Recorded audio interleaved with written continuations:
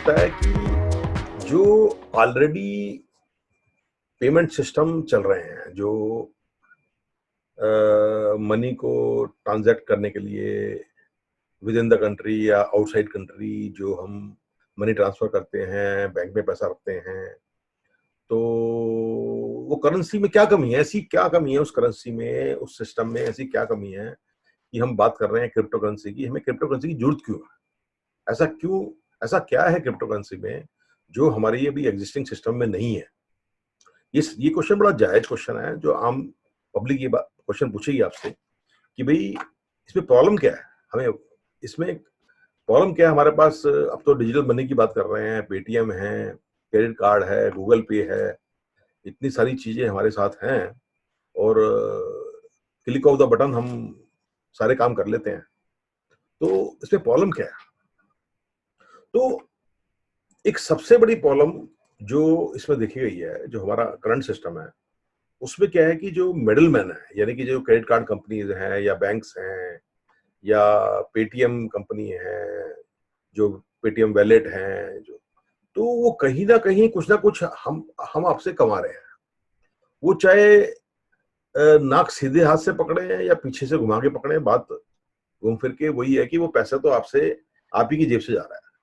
जो वो कंपनियाँ चल रही हैं, वो आपके पैसे पे ही चल रही हैं, चाहे वो कोई भी हो, वीज़ा हो, मास्टरकार्ड हो या पेटीएम हो या गूगल हो, यूपीआई हो, जो भी है, कहीं न कहीं ये जो कंपनियाँ हैं, ये आपसे कमा रही हैं और वो जो कमा रही हैं, वो जो फीस ले रही हैं आपसे, वो कई चीज़ों में कई काफ़ी हेवी-वेवी हो जाती है। अगर आप फ़र्ज़ करो, आप इंटरनेशनल कुछ परचेज़िंग कर रहे हो, जो क्योंकि आजकल आज के ज़माने में डिजिटल वर्ल्ड में काफ़ी ज़्यादा ट्रांज़ैक्शन हो रही हैं, इंटरनेशनल ट्रांज़ैक्शंस।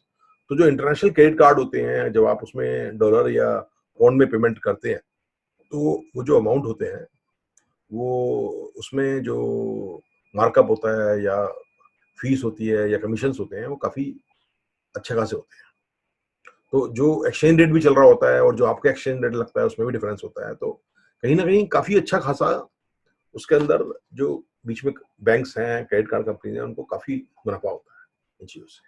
तो एक तो ये जो बीच की फीस है, ये एक सबसे बड़ी प्रॉब्लम है हम जो अभी करंटली जो सिस्टम है। और आपको ये भी बता देता हूँ कि काफ़ी ऐसी कंट्रीज़ हैं, जहाँ पे अगर आप पैसा भेजना चाहोगे, तो उसमें जो ये फीस होती है, बहुत ज़्यादा हाई भी होती है। आप यूके भेजेंगे, यूएस से भेजेंगे तो एक बहुत नॉमिनल आपकी फीस लगती है ट्रांसफर की, मनी ट्रांसफर की। पर अगर आप कुछ ऐसी कंट्री में भेजना चाहोगे, कहीं लैटिन अमेरिका में भेजना चाहोगे, चिली में भेजना चाहोगे या कहीं पे माइक्रोनेशिया में भेजना चाहोगे, ऐसी-ऐसी जगहों पे अगर आप भेजना चाहोगे, तो वहाँ पे आप देखोगे कि आप जब मनी ट्रांसफर करोगे और वहाँ पे जो फाइनेंशियल सिस्टम्स हैं, वो इस टाइप से हैं कि आपका जो खर्चा होगा, जो मिडलमैन का जो खर्चा होगा, वो छोटा-मोटा नहीं होगा, काफ़ी ज़्यादा होगा। ये एक इश्यूज़ हैं, मतलब हर कंट्री के अंदर ये जो फाइनेंशियल सिस्टम है, इतने स्ट्रॉन्ग नहीं है। तो ये बात समझने की है। आपकी विद इन द कंट्री हो सकता है कि आपके यहाँ सिस्टम इतने स्ट्रॉन्ग है, तो आपको ऐसा फ़ील नहीं होता। आप फ़र्ज़ करो इंडिया की बात करो, तो इंडिया में ही अगर आपको किसी को पैसा भेजना है, ऑनलाइन भेजना है, तो it is not a very big deal और आपको शायद उसमें जो आप बैंक आपसे चार्ज कर रहा है या क्रेडिट कार्ड के थ्रू अगर आप कर रहे हो, तो आपको शायद ना पिंच करे। पर इंटरनेशनल पेमेंट्स काफ़ी कॉस्टली हो सकती हैं। अच्छा, एक दूसरा जो इसमें इश्यू है, जो प्रेज़ेंट सिस्टम है, उसमें जो दूसरा इश्यू है, वो है सिक्योरिटी इश्यू। तो जो भी आप ये जब पेमेंट करते हैं, तो आपका जो भी अकाउंट है या आप किसी को पेमेंट कर रहे हैं, तो ये सारा जो डाटा होता है, ये इन कंपनीज़ के पास स्टोर होता है। जो बीच में मिडलमैन हैं, वो डाटा को अपने डेटाबेसेस में रखते हैं और ये जो डेटाबेसेस होते हैं, ये कितने सेफगार्डेड हैं, डाटा थेफ्ट को लेके या डाटा ब्रीच को लेके कितने सेफगार्डेड हैं, ये डिपेंड करेगा कि वो कितना अपने डेटाबेस को सिक्योर करने के लिए कितना खर्चा कर रहे हैं। अब ये सारी प्राइवेट कंपनियां हैं, तो कहीं ना कहीं पैसे बचाने की कोशिश करती हैं, तो नेचुरल बात है, ये जो डाटा आपका इकट्ठा होता है और जब बहुत बड़ा डाटा बन जाता है, तो बहुत सारे लोगों की नजरें होती हैं उस डाटा पे। तो हैकर्स की और जो डाटा चोर होते हैं, उनको ये होता है कि भई ये इस डाटा को हम चुरा लें और बेच खाएँ। तो मैंने जैसे बताया आपकी इंटरनेट में हम जो जानते हैं इंटरनेट में, उसके अलावा वो तो आइसबर्ग है, टिप ऑफ द आइसबर्ग है जो हम जानते हैं। अगर आप इंटरनेट के डीप में चले जाओ तो इंटरनेट का एक ऐसा भी रूप है जिसके बारे में हम जानते ही नहीं है, जिसके अंदर सारे के सारे लोग एनोनिमस हैं और जहां हर तरह की शेडी डील्स होती हैं। उसको डीप वेब बोलते हैं या डार्क वेब बोलते हैं। तो आम आदमी तो उस तरफ जाता ही नहीं है, पर जो लोग जानते हैं वो डार्क वेब में जाके, और आपका सारा डाटा जो है, जो चोरी किया हुआ डाटा है, वो वहां पे बिकता है। तो आपका डाटा जो बिकता है, आपके क्रेडिट कार्ड की डिटेल भी बिक सकती है, आपके अकाउंट की डिटेल भी बिक सकती है, आपके पासपोर्ट की डिटेल भी बिक सकती है। तो ये सारा जो डाटा होता है, एक तरह से आप कंपनी को दे रहे हो।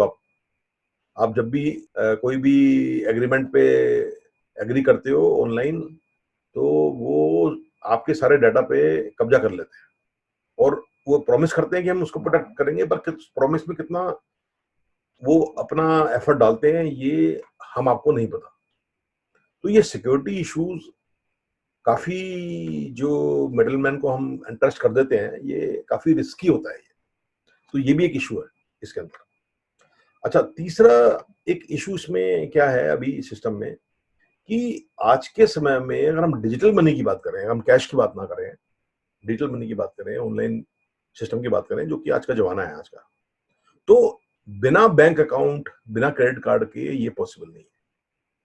तो यानी कि आप ये सब सारी फैसिलिटीज को तभी आप अवेल कर सकते हैं जब आपका कोई बैंक अकाउंट हो। बैंक अकाउंट के बिना इवन आप वैलेट भी यूज करोगे, अगर आप यूपीआई भी यूज करोगे, तो वहां भी आपको बैंक अकाउंट की जरूरत होती है। तो एक बात समझने की ये है कि स्टैटिस्टिक्स आपको समझने की जरूरी है ये बात, कि वर्ल्ड में अगर आप वर्ल्ड लेवल पे देखो, तो वर्ल्ड में 2 बिलियन ऐसे लोग हैं जिनके पास बैंक अकाउंट ही नहीं है। They don't have any access to bank account. तो वो लोग जिनके पास एक्सेसिबिलिटी नहीं है बैंक में, बैंक अकाउंट में, तो वो लोग तो वैसे ही ये सिस्टम को यूज नहीं कर सकते, तो वो तो कैश पे डिपेंडेंट है। और कैश की प्रॉब्लम ये है कि वो टेंजिबल आइटम है, फिजिकल आइटम है, उसमें खर्चा ज्यादा होता है उसको मैनेज करने का, उसको मूव करने का, उसकी सेफ्टी संभालने का, उसको हैंडल करने का।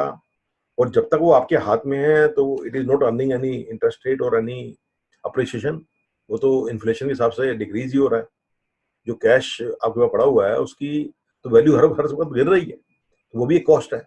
तो कैश जो है, कैश का एक बेनिफिट तो है कि आपके बैंक में अकाउंट नहीं भी है तो भी आप कैश से काम चला सकते हो, पर कैश अपने आप में एक, आज के मॉडर्न वर्ल्ड में कैश जो है वो इतनी प्रैक्टिकल करेंसी नहीं हो सकता फिजिकल फॉर्म में। तो ये बातें समझने की हैं कि जो करंट सिस्टम है उसमें काफी खामियां हैं, हालांकि चल रहा है ये सिस्टम, और पीपल फील कंफर्टेबल क्योंकि वो यूज टू हो गए हैं। They don't mind paying some commission to the middleman भी अपना काम कर रहे हैं। बीच बीच में कुछ ना कुछ होता है, ब्रीचेस होती हैं, डाटा थेफ्ट होती हैं, ये सब होता है। और बैंक में पैसा पड़ा होता है, वो भी कई बार हैक करके लोग निकाल लेते हैं, ऐसा ऐसा होता है। और लोग जो है उसकी तरफ थोड़ी सी प्रिकॉशन रखने की कोशिश करते हैं, तो सोचते हैं कि भाई चलो काम चल रहा है, वाली बात है। तो ये प्रॉब्लम्स हैं, जो प्रेजेंट सिस्टम है इसमें ये प्रॉब्लम्स हैं, तो ये बात मानने की है। तो ये ब्लॉकचेन और जो क्रिप्टो करेंसी की जो हम बात कर रहे हैं, क्रिप्टो करेंसी की जो बात कर रहे हैं, इसमें ऐसी क्या खास बात है जो कि करंट सिस्टम में नहीं है?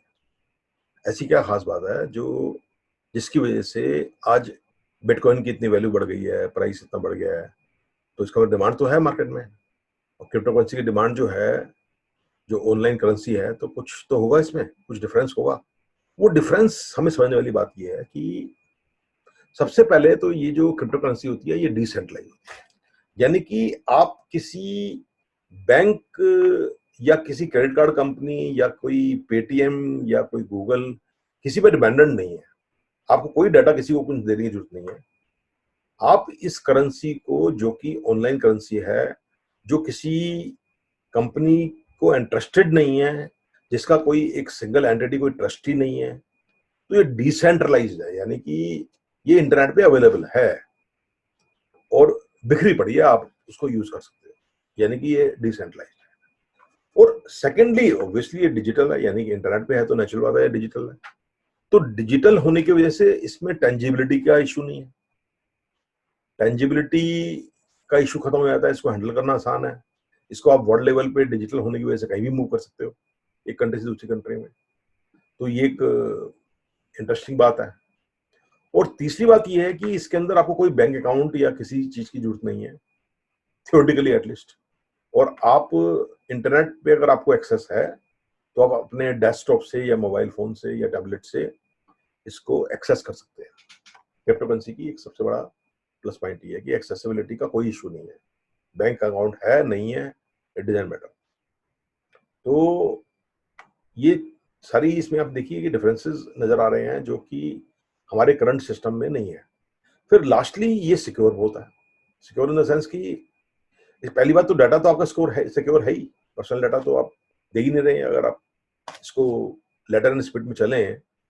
हालांकि अभी जो करंट गवर्नमेंट के रेगुलेशंस आ रहे हैं क्रिप्टो करेंसी को लेके, तो डाटा आपको शेयर करना पड़ रहा है क्योंकि गवर्नमेंट चाह रही है ऐसा कि भैया डाटा शेयर नहीं करोगे तो इसमें हमें प्रॉब्लम है। इसलिए मजबूर होके हमें डाटा को शेयर करना पड़ रहा है क्रिप्टो करेंसी को यूज करते हुए। Otherwise as such cryptocurrency का जो कंसेप्ट है, जो फिलोसफी है, उसमें आपको डाटा देने की, पर्सनल डाटा देने की जरूरत नहीं है। प्राइवेसी आपकी सिक्योर है। और तीसरी बात यह है कि आपके पास जो क्रिप्टो करेंसी का स्टॉक है आपके वैलेट में अगर है, और अगर आपके पास प्राइवेट की है अपनी, तो उसको कोई ब्रीच नहीं कर सकता। प्राइवेट की को कोई ब्रीच नहीं कर सकता। तो उसके अंदर बैंक की तरह नहीं है कि आपका कोई हैक करके पैसा निकाल लेगा। हैक करना ब्लॉकचेन के अंदर बहुत ही मुश्किल काम है। इसीलिए ब्लॉकचेन की जो एप्लीकेशंस हैं वो इसी वजह से हैं क्योंकि वो उनको हैक नहीं कर सकते। हैक करना बहुत ही टफ जॉब है। और कोई हैक करेगा, और ऐसा नहीं है कि नहीं हुआ है, हैक हुआ है ब्लॉकचेन में भी। पर वो जो हैक हुए हैं ब्लॉकचेन के, वो बहुत बड़े अमाउंट के होते हैं। बहुत बड़े बड़े जो अकाउंट हैं जो जिसके अंदर मिलियंस एंड डॉलर्स का मैटर है, वहां पे हुआ है। बट वो भी जो हुआ है वो उन उन कंपनीज की जिनके पास इतना मोटा स्टॉक पड़ा हुआ था क्रिप्टो करेंसी का, उनकी खुद की गलतियों की वजह से हुआ है। अगर वो गलतियां नहीं करते, अगर थोड़ी भी प्रिकॉशन रखते, तो वो जो हुए हैं वो भी केसेस जो हुए हैं, 2-3 केसेस जो हुए हैं पिछले 10 सालों में, वो भी नहीं होते। तो मतलब प्रैक्टिकली क्रिप्टो करेंसी हमारे जो प्रेजेंट सिस्टम है उससे तो बहुत ज्यादा सिक्योर है। आपको अपनी प्रॉपर्टी शायद इतनी सिक्योर ना हो। आपका आपने पैसा लगा दिया किसी मकान में, तो कोई वो हथिया सकता है, आपके ऊपर कब्जा कर सकता है मकान पे। पर क्रिप्टो करेंसी में अगर आपने पैसा लगाया हुआ है, आपका पैसा उसमें लगा हुआ है, तो वो ऑलमोस्ट 100% सिक्योर है। आप ये मान सकते हो कि कोई उसको चोरी नहीं कर सकता जब तक आपका प्राइवेट की है। और प्राइवेट की जो है आप किसी को पता चलने ही नहीं दो कि हमारा प्राइवेट की कोई पड़ी हुई है, तो किसी को मालूम नहीं पड़ेगा आपका पैसा कितना और कहाँ पड़ा हुआ है। तो ये एक इसमें एडवांटेज है।